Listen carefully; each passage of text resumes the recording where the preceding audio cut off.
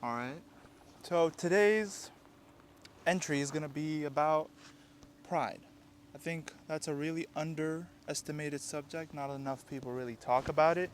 And the aspect that I'm going to speak about today is like even more underrated, which is, pride as a whole is something that's really, really, really dangerous. Um, and but the specific pride that I want to speak about today is like not the external, it's the internal pride, the pride that you have with yourself. And what I mean with that is like I've come to find out that everyone has problems, right? No matter how much money, good parents, bad parents, environment, house, whatever it is, no matter where you are, everyone got problems. And so by problems, I'm talking about like traumas and, mental health problems, right? And a lot of people, they don't want to accept that about themselves. They don't want to say that, yes, okay, I do have problems. And the main problem with that is you cannot fix a problem that you don't accept. You can't fix a problem that you don't know or don't want to believe exists. So that comes from pride. It's like, I'm not broken. Like, I don't need to be fixed. When in truth, God created all of us broken. Not broken, but I would say like in need of fixing. Because if you don't need fixing, then you're perfect and there's no point to life. And for me, my journey started really when I really understood that, bro, when you're talking to yourself, when you're just you and yourself, nobody is around, pride should not exist at all. Zero pride. There's some pride that's needed when you're dealing with, other people. Maybe you're somebody's disrespecting you. You gotta have enough pride in yourself and self-respect to get away. But like too much of it, and especially any of it, even a very small amount, when you're talking to yourself, is very dangerous and it's very, very, very concerning. And I see it in a lot of people, and I used to do it for myself too. I used to say, I don't need nobody to help me. I don't need fixing. I don't need to read a book. I'm good. I don't need that. And so I just was just like, I was such a, I got the only word that describes it. I was just so prideful, and I was just broken at the same time, you know, and that's just such a dangerous aspect of self healing and like self emotions and mental health. Is just you gotta realize that we are all made preconditioned. We are all like just come from the factory with problems. That's how life is. That's how God created us. And I have people in my life that I love so much. I want to see these people succeed and laugh and happy. And I see these people and they have so many problems from their, whether it's childhood or family or parents or siblings or job or whatever. And they just don't want to realize that they do have these problems. They just go about life like they don't. And then it just keeps building up, building up, building up until one day they kind of snap, they get angry, they yell, they whatever. Um, and then they come back a week later and they're like, oh, nothing happened. And it's like, no, not nothing happened. Something was going on. And I love you enough to stay in your life. But like, I also love you enough to tell you that you've got problems. I do too. The difference is I choose to deal with them. And my problems are never going to end. I'm going to be 60 years old and I have my own problems. Just like my parents, are. And that's just life. And if you're just listening to this, just realize I know sometimes you're happy, sometimes you life is just good, which is wonderful. I'm so happy to hear that, but you've got problems. And unless you choose to focus on them and deal with them and just sit with yourself and think about them, they're just going to build up like a balloon. Just keep building up inside of you until it blows up, and you might lose people you love. You might lose a job you love. Maybe you lose an opportunity because you're not dealing with what you're supposed to. Like for example, for me, I've always been, um, I'm very loud. I'm very, I like to talk to people, extrovert. And so when it comes to YouTube, when I try to make YouTube videos, in the beginning I'm like, I'm not scared to film in public. I never did though. I could never put the phone up and film when somebody's over there watching. And in the beginning I'm like, bro, what? I've been an extrovert my whole life. I don't care what people think. And it went on for like 2 years where I could not film. It was such a mental block. And then I got to a point where I finally realized like I have social anxiety, and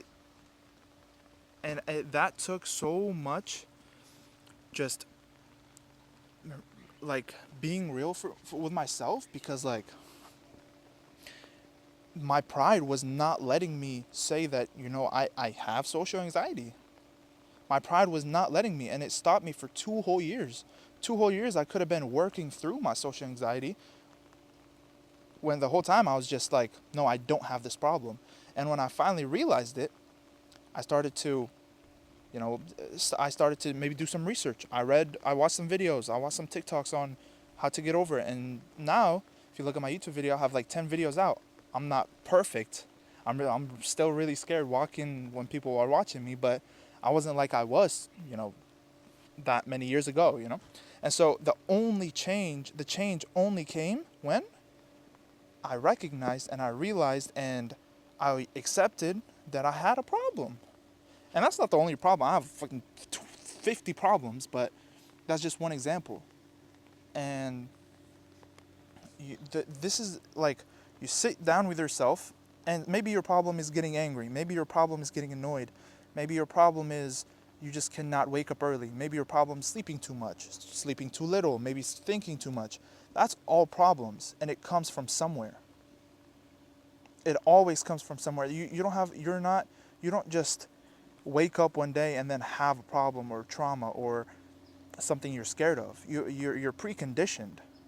Whether it's one big thing or many little small things that happened over your childhood or your life, you're it's stuff that just happened over time, and then it just became a mental block.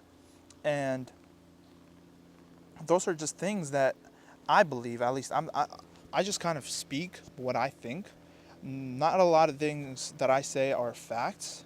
I'm not gonna lie. Like, I just think I have a really good take on a lot of things. So like, please, like, take everything I say with a grain of salt. Like, don't think I'm a scientist or a fucking doctor or whatever. So, but I think that God, obviously, He could have made us all with flawless, and then we just come on here and then we just fight against the devil and temptation and whatever, and then whoever wins that fight wins to heaven.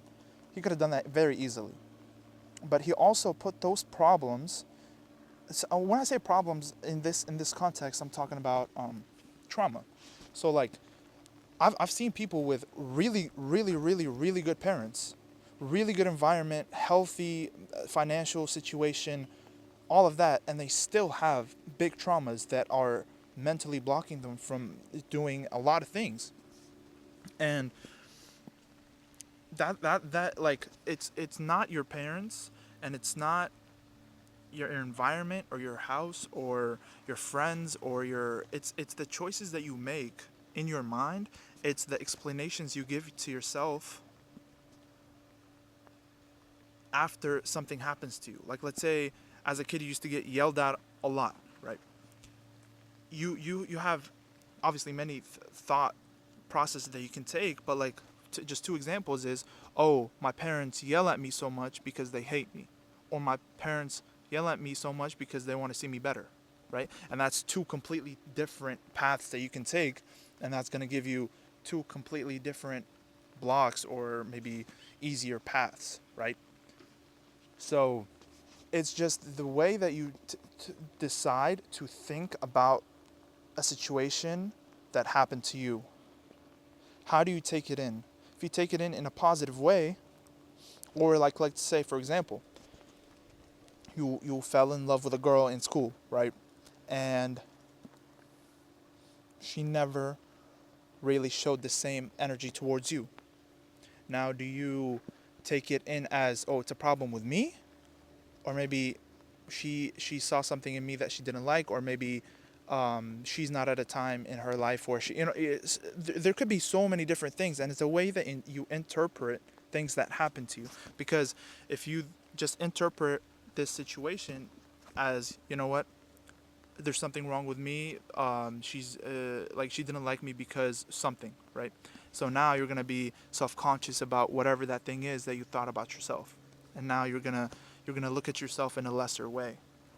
But if you saw it as, hey, maybe different um, different times, where she's not ready, I'm not ready, maybe we're not on the same path right now, whatever it is, now you're pre-programming your brain to think, you know what, we're just going to grow, keep on the journey, and if our paths intertwine. If our paths cross, then they do. If they don't, then it wasn't meant to be. It's just the way you interpret things in your brain, and I found that that's really something that helps as you become older. Like since I was 16, I realized this, and I've been doing it, and now even though things hurt, things hurt, and sometimes I do cry, and sometimes whatever, but it's the way you interpret those situations. Try to always take it in a positive way, and yeah, I think yeah, that's my view on it, at least. And yeah, so basically God gives us these problems because he wants to test us.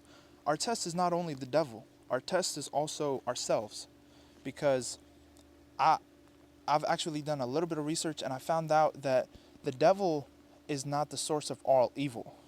It's not, because I found that the devil, before the humans were created, because before Adam was created, the devil was one of the greatest and most like pure, I would say pure, but he was like one of the best worshippers to God. That's because he's not an angel, but he used to live in heaven with the angels, because he was so religious towards God. He was whatever you guys understand what I'm saying. But the only thing that got him out of heaven and got him to be the source of all evil and to go to hell is pride. He was prideful. He said, I'm made from fire, this human is made from sand. Why am I at a lower level than him? Why? And so that's what took him away from heaven and took him away from everything that anybody would ever want, to becoming the worst creature that's ever existed. And so that's the main problem, is focus on your pride. Also, my brother yesterday was telling me about this story that was like really eye-opening. There was this really religious man. He's very famous in the Arabic world, and he used to give talks. And so this one time he was giving a talk, and he finished, and on the way out, people were crowded around his car, and they were like shaking the car. He even explained that like he felt like the car was getting picked up by all these people. And so that kind of gives you a sense of, I'm important. I'm something, right? So all these people love me, and they're like so obsessed with me. That gives you a sense of pride. And so this person, they were driving back home, and he stopped the car. He got out of the car, and he said, I'll be right back. And he goes, and he was gone for a while.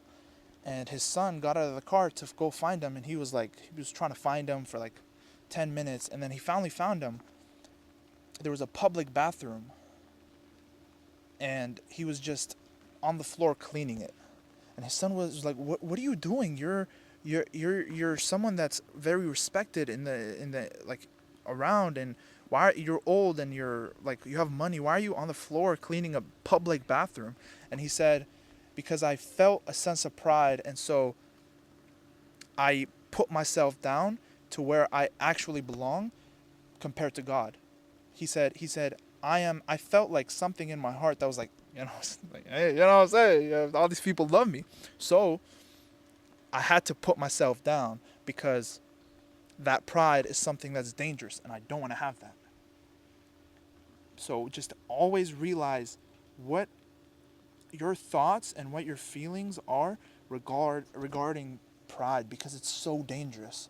And I'm saying a little bit of pride is very, very needed just to avoid disrespect or, avoid um, unnecessary situations. But an unnecessary amount, like, will cause a lot of problems for you down the line.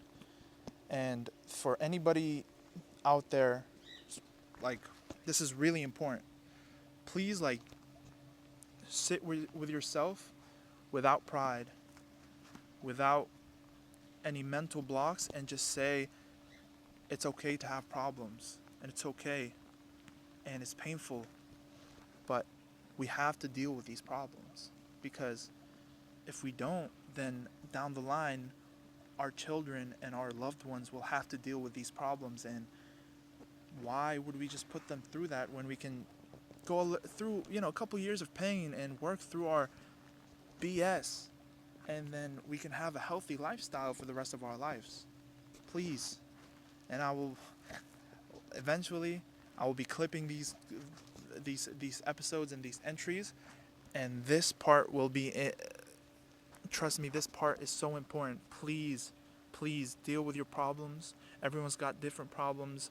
If if if if you just sit with yourself, without the devil sitting next to you, without pride here, without anything whispering in your ears, you'll find that everybody's got problems. Deal with yours. Maybe you can help other people with theirs, maybe not. That's another situation, that's another thing to talk about. But just sit with yourself, deal with your problems, and we're not perfect, man. We're not perfect.